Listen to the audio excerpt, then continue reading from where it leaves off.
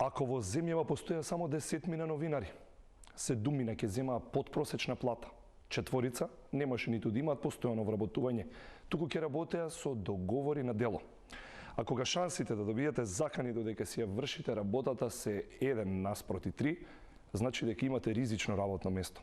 Ова не се бројки, туку судбините на нашите медиумски работници.